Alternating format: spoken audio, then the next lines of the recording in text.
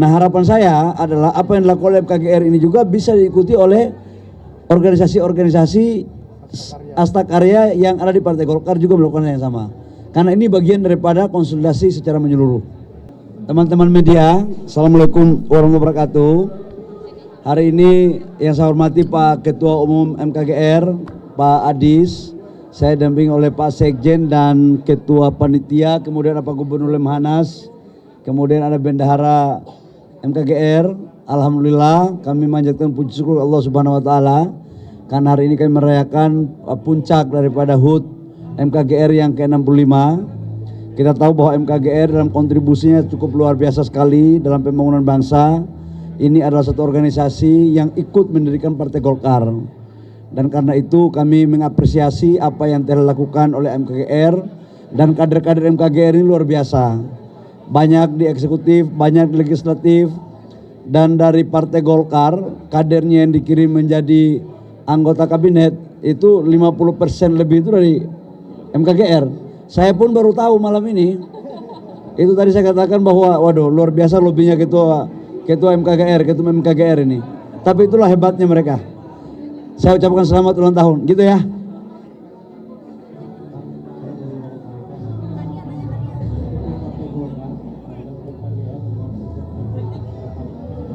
Apa itu? Harapan. Oh ya. Harapan. Di tahun 2025 ini kan tahun konsolidasi. Konsolidasi struktural maupun konsolidasi kader. Sudah barang tentu di tahun 2025 ini termasuk organisasi-organisasi Astakarya, baik yang mendirikan dan didirikan. MKGR salah satu organisasi yang ikut mendirikan Partai Golkar yang menurut saya konsolidasinya rapi. Baik konsolidasi struktural, tadi kita lihat 34 provinsi semua ada, dan kita lihat kader-kadernya juga kualitasnya luar biasa sekali. Nah, harapan saya adalah apa yang dilakukan oleh MKGR ini juga bisa diikuti oleh organisasi-organisasi Astakarya yang ada di Partai Golkar juga melakukan hal yang sama. Karena ini bagian daripada konsolidasi secara menyeluruh. Gitu ya. Baik.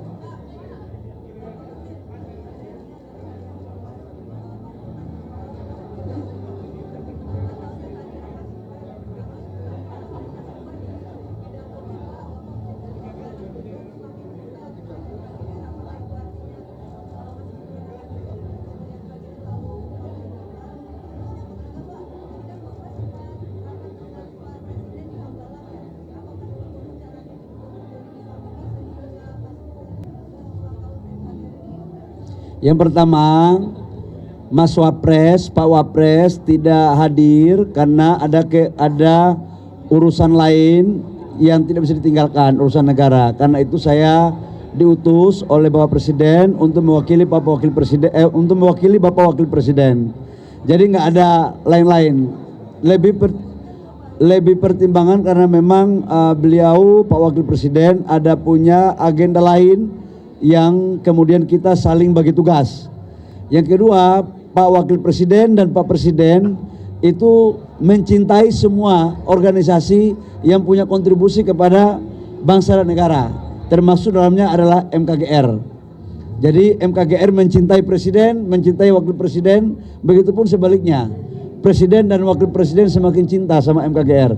Buktinya tadi kan ada video taping dari Pak Presiden, dan Mas Wapres juga saya pikir senafas dengan apa yang dilakukan oleh Bapak Presiden dalam konteks memperkokoh kekompakan bangsa kita ya. Yang ketiga menyangkut dengan rapat saya tadi, nggak ada rapat saya tadi menyangkut dengan lifting minyak. Kami lagi betul-betul tidak mengenal hari libur. Bapak Presiden sendiri yang memimpin untuk bagaimana kita membuat langkah-langkah komprehensif terukur dalam rangka meningkatkan lifting minyak. Selain dari itu nggak ada, dan Bapak Presiden dan Pak Wapres mengapresiasi MKGR di bawah Ketua Umum Pak Adis Kadir. Itu sangat mengapresiasi, dan saya sebagai Ketua Umum Golkar juga mengapresiasi dan mengucapkan selamat kepada MKGR yang telah melakukan konsolidasi dan HUT ini secara baik. Saya pikir demikian ya. Bahwa kalau dulu MKGR ini kan lahir, salah satu diantaranya itu kan adalah bagaimana mempertahankan ideologi Pancasila daripada pengaruh ideologi komunis. Nah sekarang pertarungan kita bukan lagi di persoalan hanya ideologi, tapi pertarungan kita sekarang adalah bagaimana mewujudkan apa yang menjadi mimpi cita-cita besar pendiri bangsa dalam rangka membangun bangsa ini. Apa itu cita-citanya? Yaitu mensejahterakan, memberikan keadilan, menciptakan lapangan pekerjaan. Nah, instrumennya itu adalah hilirisasi. Hilirisasi ini adalah sebagai instrumen daya ungkit pertumbuhan ekonomi dan penciptaan lapangan pekerjaan. Nah, hilirisasi itu ada 28 komoditas, baik dari sektor perikanan, kehutanan, pertanian, oil and gas maupun di mineral batubara. Nah, ini yang ada, nanti kamu tanya nanti di kantor SDM, nanti saya paparkan tentang 28 komoditas ya. Oke, cukup ya. Makasih. Assalamualaikum warahmatullahi wabarakatuh. Bismillahirrahmanirrahim. Assalamualaikum warahmatullahi wabarakatuh. Shalom, Om Swastiastu, Namo Buddhaya, salam kebajikan.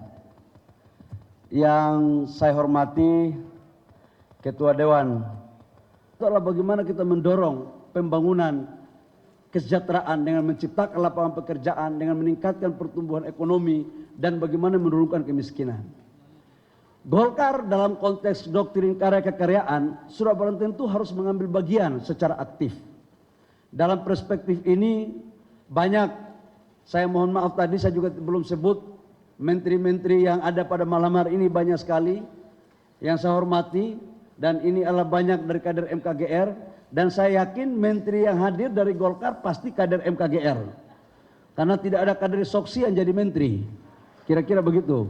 Nah, ini sebagai pesan untuk Soksi, Pak Misbakun, kalau bisa acaranya juga dibuat begini biar lebih paten gitu.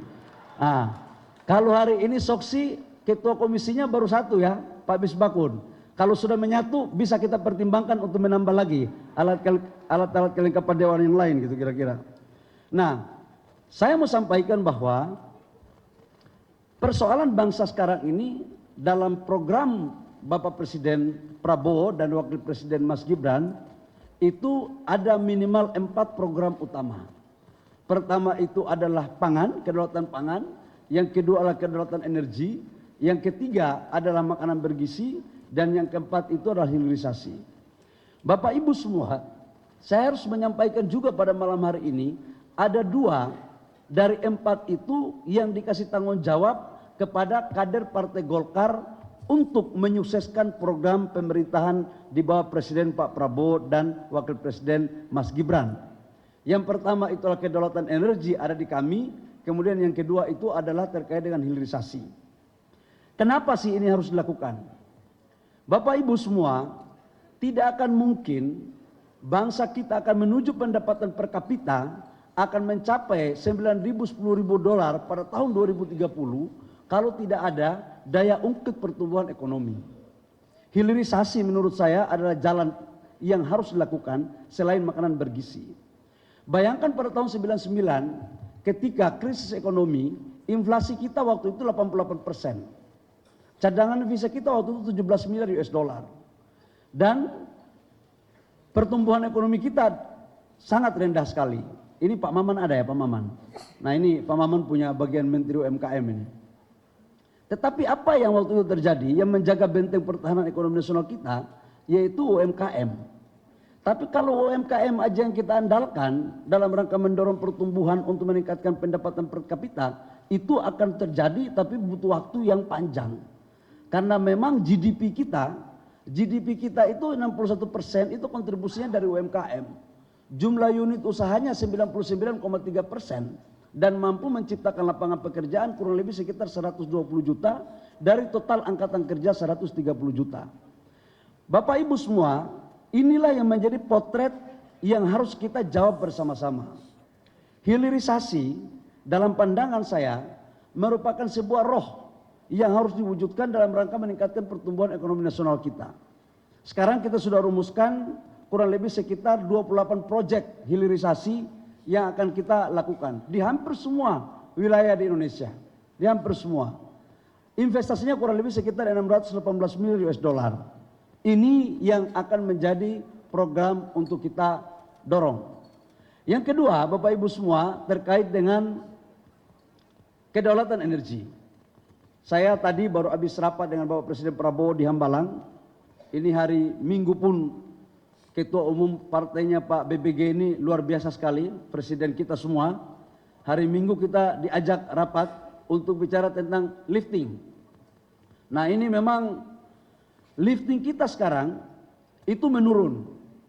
2 bulan terakhir itu 600.000. Sekarang turun lagi ke 590.000 barel per day. Konsumsi kita sekarang kurang lebih sekitar 1.600.000 barel per day.